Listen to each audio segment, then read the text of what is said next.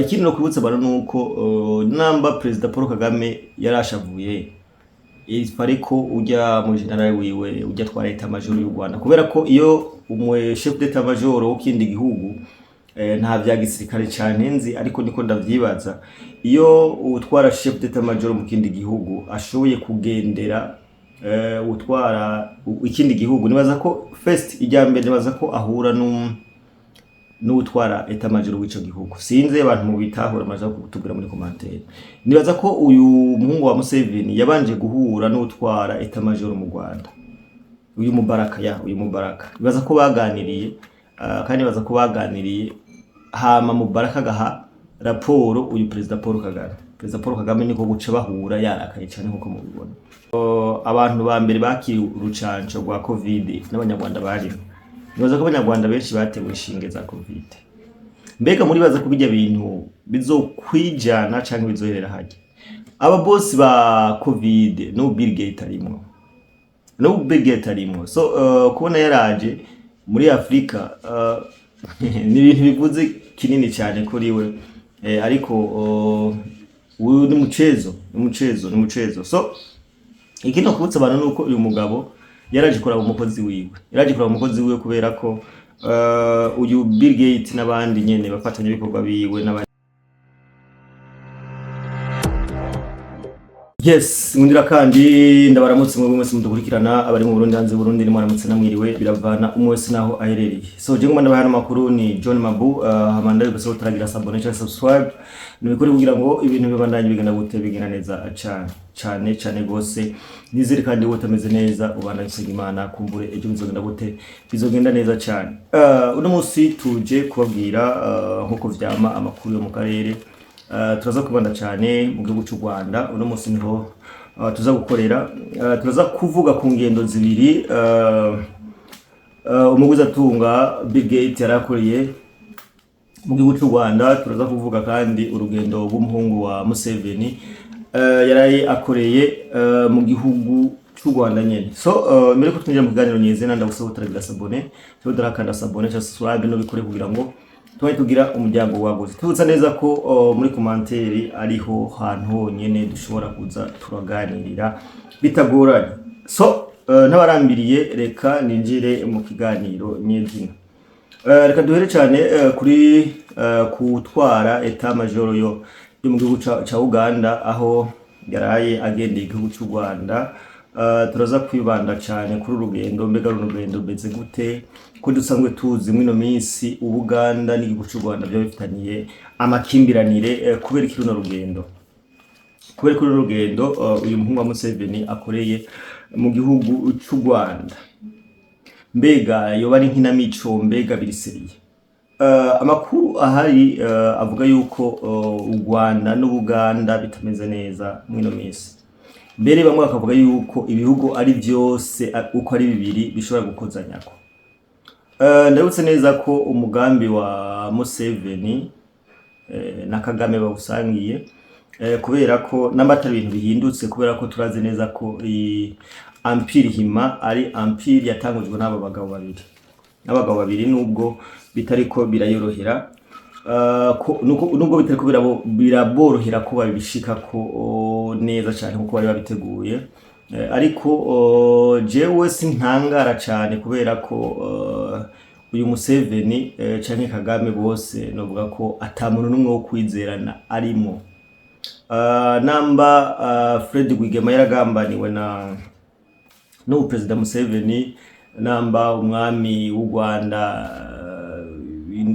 ni Kigeli yaragambaniwe no Museveni namba abantu benshi baragambaniwe no Museveni pourquoi pas atogambana na President Paul Kagame abantu badukurika twababwiye neza yuko ino projet yo muri Kongo ari projet izotuma bamwe mu bakuru b'ibihugu batakaza ibibanza byabo abandi bakaba abantu bakomeye twarabivuze kuva kera kubera ko ino ntambara ari ntambara ndende cyane sinzi ko murayibona ni ntambara irimwo ibihugu byinshi ari no mpamvu mubona kugeza n'isaha atangingo nziza kubera ko tureko bavuga ngo Washington basinye ibi bagiye Katara basinye ibi, bagiye mu Bwongereza basinye ibi, ariko bikarangira still ata muntu numwe ariko cyangwa tutariko turabona iyo bija, kubera ko n'amarobing igihugu kimwe kiravamwo hakaza ikindi. Izi ni intambara z'ama jeux d'intérêt, intambara z'ama jeux d'intérêt, kubera ko ibihugu byinshi biringa muri Kongo kubera ko babonye ko arakarima kunguka cyane, ariko bakunguka cyane. So uyu rero Museveni niwe yazanye niwe yazanye mu idiri uno mugabo Perezida Paul Kagame, niwe yamuzanye mu idiri, niwe yatumye ashika ku Rwanda, yaramufashije cyane. Abenshi bakavuga ngo uyu Kagame n'umuhungu wa Museveni, umuhungu wa Museveni.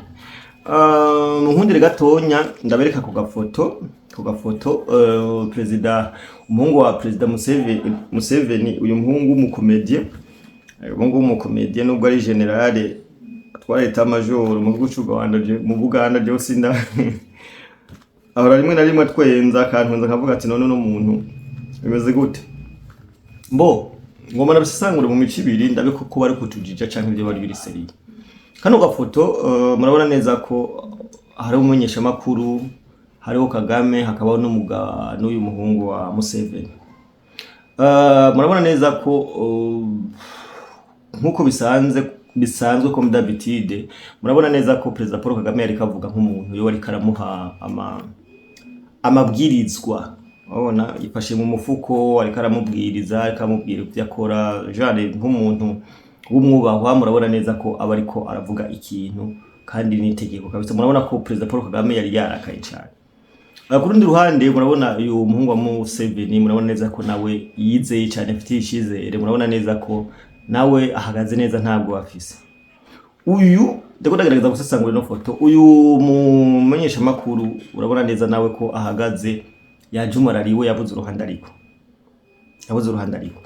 Ngoba nibutse abantu badukurikirana, nibaza ko murazi neza ko u Rwanda hari abantu bahunze u Rwanda benshi cyane. Abajeni bahunze u Rwanda bo bari mu gihugu cya Uganda, bafise ama YouTube channel bavuga ko ivyiyumviro byabo, kandi ugasanga bari kuvuga amajambo ubutegetsi bwa Kigali butigira bwifuza kumva. Aba bantu bose bari hehe? Bari za Uganda. Bakavuga neza ko Uganda nayo ikavuga nti u Rwanda hari abantu rufise mu Buganda babatasi bo bakorera u Rwanda. So bose rero bagirizanya ibintu, aho u Rwanda ruvuga nti abantu batuka ubutegetsi bwacu ni mu baduhi. Museveni yarabimye, yarase kubatanga. Ikindi cyo kintu kiri hagati yuko yabo bagabo bateko barahuriza ko Museveni akagiriza u Rwanda ko rufise abatasi. Ibyo nibisanzwe, ni benshi kabisa. U Rwanda ruremvesta cyane mu mafaranga abatasi kabisa, isi yose no mu Bwongereza. Nahe mwarabonye urugendo ubutambukanye Denise Tshisekedi yakoze hari ya Amerika, hari mu Belgique. Mwarabonye ukuntu hari abamaneko b'u Rwanda bari bagerageje gushaka kumugandagurira muri hoteli yararaye mu, mwarabibonye cyane, aho bagerageje gukoresha imodoka za ambassade y'u Rwanda muri ico gihugu. Mwarabibonye neza cyane. Rero navuga ko ikintu cy'ubutasi byari nabakoreye ikiganiro, ndabereka umuntu bafatiye yishikanye mu bwiza w'umusirikare w'u Rwanda, nawe urazi ko yari yarongezwe mu Burundi gukora ubutasi. So ibintu by'ubutasi kabisa kuri Kagame aravyumva cyane, kandi abishyamo amafaranga menshi cyane. U Rwanda rwagiriza Uganda yagiriza u Rwanda ko rurungika abantu bamaneko mu guca Uganda. So nuko rero ko birakina amakimbirane ahari. Biraboneka neza ko Perezida Paul Kagame ataryohewe cyane yagurageje kuraba uko yari yifashe. Ikindi no kwibutsa abantu nuko namba Perezida Paul Kagame yarashavuye, ariko ujya mu general wiwe ujya twara leta major y'u Rwanda, kubera ko iyo umwe chef d'etat major w'ikindi gihugu nta bya gisirikare cyane nzi, ariko niko ndavyibaza, iyo utwara chef d'etat major mu kindi gihugu ashoboye kugendera utwara ikindi gihugu, nibaza ko first ijyambere nibaza ko ahura n'utwara etat major w'ico gihugu. Sinze abantu mu bitahura maza kutubwira muri commentaire. Nibaza ko uyu muhungu wa Museveni yabanje guhura n'utwara etat major mu Rwanda, uyu Mubaraka. Nibaza ko baganiriye kandi baza kubaganiriye hama Mubaraka agaha raporo uyu Perezida Paul Kagame. Perezida Paul Kagame niko guca bahura yarakaye cyane nkuko mubibona. Mbega bya Uganda n'u Rwanda bizorangira he? Barazokuzanya ko cyane, ariko bano bagabo ndababwiye ko ari indyarya cyane,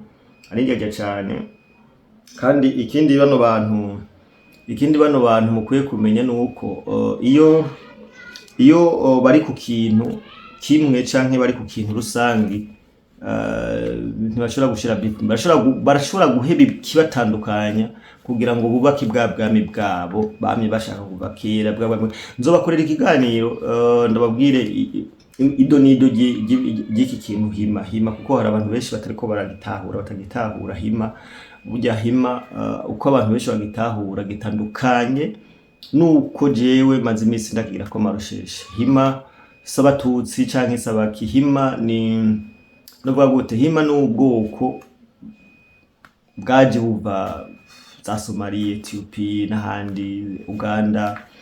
Hima wari umugwi w'aborozi barashoboye guhunga bahungira mu bihugu bitandukanye harimo no mu Burundi. Ibi by'abanyamurenge ngo biki abanyamurenge sabatutsi, no abanyamurenge sabatutsi ahubwo abanyamurenge n'abishwa babahima. Ibi nzogerageza ndabarondera ikiganiro kugira ngo ndabibashikirize bimeze neza cyane, ndiko ndagerageza kuvyegeranya kugira nzobakorera ikiganiro ciza. Bano bagabo rero bashobora kujijisha abantu kugira ngo umugambi wabo ugire babandanye bawubaka kubera ko murazi neza ntibigira baheba kabisa, ntibigira baheba bama iki niki. Je ndemeza neza ko nubwo abagabo bataba bahari abahungu babo bashobora kubandanyiriza bakorera bano bazungu, bakabandanya bakora ibyo base wabo batashitseko. Kuri point ya kabiri n'abanyarwanda benshi bariko baravuga ngo raba ngo abandi abanyamitahe ngo bari mu Rwanda. Ndiko ndavuga urugendo rwa Bill Gates. Urugendo rwa Bill Gates mu misi yaheze mwarabonye mu Rwanda. Ariko naguma nibutsa abantu mbe murazi ko neza ko abantu ba mbere bakiri urucanco rwa Covid n'abanyarwanda bari. Nibaza ko abanyarwanda benshi batewe inshinge za Covid. Mbega muri baza kubijya bintu bizokwijana canke bizoherera haje. Aba boss ba Covid no Bill Gates arimo. Kubona yaraje muri Afrika ni ibintu bivuze kinini cyane kuri we, ariko uyu ni muchezo. Ikino kubutsa abantu nuko uyu mugabo yaraje kuraba umukozi wiwe, kubera ko uyu Bill Gates n'abandi nyene bafatanya ibikorwa biwe n'abandi benshi bamaze gukora na Perezida Paul Kagame mu mugambi wo kurimbura abakongomani igihe kirekire. Ndabutse neza ko bano bantu ari bo kuva bano n'abademokrate nibaza ko bakoranye nawe cyane, kandi nibaza ko ari bo bantu ba mbere bamuhaye kontra yo kwiba ubutare muri Kongo, kuko abane bo ba investisseur nibo bashiramo amafaranga. Abanye nibo baragurisha n'intwaro, abana abantu bakomeye kabisa mu bihugu byabo. Rero aba nibo batanguye gukorana cyane na Perezida Paul Kagame mu kwiba amabuye y'agaciro muri Kongo. Abantu bavuga ko bari inyuma y'imfu ziri muri Kongo igihe kirekire. Rero kubona umugabo yagendeye Perezida Paul Kagame, yamugendeye nkuko agendera umukozi wiwe, agiye kuraba aho birica nkamubwire amuhe raporo y'ibyo amaze imisi yaramutumye. Murazi neza ko bano bagabo Perezida Trump ntibamukunda cyane kubera ko yivanze. Aba Bill Gates n'abandi ba Elon Musk n'abandi benshi batandukanye ntibakunda Perezida Trump kubera ko bavuga bamwageza ko novuga gute, oya Elon Musk omwe, ariko aba Bill Gates bo sinavyibaza kubera ko nibaza ko Elon Musk ari no muri leta ya leta ya Trump, ariko aba Bill Gates nibaza ko batamukunda cyane kubera ko yivanze cyane mu nyungu zabo. Les amis, ikigo ca Kongo hari abantu benshi muri Amerika catungishije gose biciye kuri Perezida Paul Kagame, biciye kwizi inkotanyi ziri muri Kongo. Hari abakire benshi aba Bill Gates. Rero kuzaje mu Rwanda arashaka kuzanwa niki cyangwa na kiriya. Twebwe nibaza ko nabonye abantu bamwe bagenda baravuga ngo u Rwanda ngo Satani visit Rwanda, ati u Rwanda rwagendewe na Satani. Aba bagabo les amis, aba bagabo n'umuntu ushobora kuba ukomeye akagutera urushinge ukabikimuga ukaba paralyse. Aba bagabo n'abantu babi cyane cyane cyane cyane gose ya twebwe nk'igihugu camenye Imana kutari nk'umuntu nk'uyu ntaco tuba duhombye kubera ko baza ko uyu unya ibihugu bya mbere akunda ibihugu by'abatinganyi ibihugu vyemera ibintu byabo twe murazi neza icacu mu Burundi ko twazanse ibyo bya covid twaravyanse ya nuko barakunda umuntu bamanipira erega mukwiye kubitahura. Perezida Paul Kagame ntakomeye cyane canke ntakomeye mu makungu ya akomeye ku bantu bamukomeje agarasize ko mukumva. Perezida Paul Kagame akomeye ku bantu bamukomeje. Rero kubona afata urugendo akagenda mu gihugu ca Kongo mu gihugu c'u Rwanda plutôt nuko agiye guhura n'umukozi wawe canke agiye gutanga amabwirizwa y'ivyo bokorera ku bushasha. Nagiye mbona abantu bavuga ati mbega ko uyu mugabo yivanze mu ibi bintu tukaba twarabonye barabafatiye ibihano Rwanda barabafatiye ibihano mbega Kagame yo baciye pembeni kugira ngo uyu mugabo azaramufurunisa ibigwanisho byo kongera kugwana muri Kongo bizogenda gute? Kubera ko bano bagabo n'aba mafia, bano bagabo bafise n'igisirikare, aba Bill Gates n'aba mafia kubese bateye n'ubwoba, bafise ibisirikare, bafise abaganga, bafise abantu, bafise ibintu bikomeye cyane. Rero uyu nyakubona Kagame yo bayifashishije uyu abona ati jewe no kuri ngeza hatemba abantu bose bambuye ko arashaka kwica wifashisha bano ba mafia. Bientôt nimutangare mubonye n'abandi baje abandi nyene basangiye u mafia. So nico nibaza ko ataterambere rya hatari aje kuba controller cyambere, aje kuraba ko mubayeho abanyarwanda, aje kuraba ati mbega urucanco nabateye inda ruwagirije hehe, aje kuraba nyene niko biri siterambere yabo bazaniye oya aje guhura n'umukozi wiwe kugira ngo amuhe akazi gashasha. Nta terambere azanye, nta mafaranga aje kuinvestisa mu Rwanda oya uyu nta mafaranga aje kuinvestisa mu Rwanda ahubwo aje kubarimbura. So nuko turakunda cyane wowe turagira subscribe n'ubikore ubwira na commentaire turakunda cyane. Ciao ciao.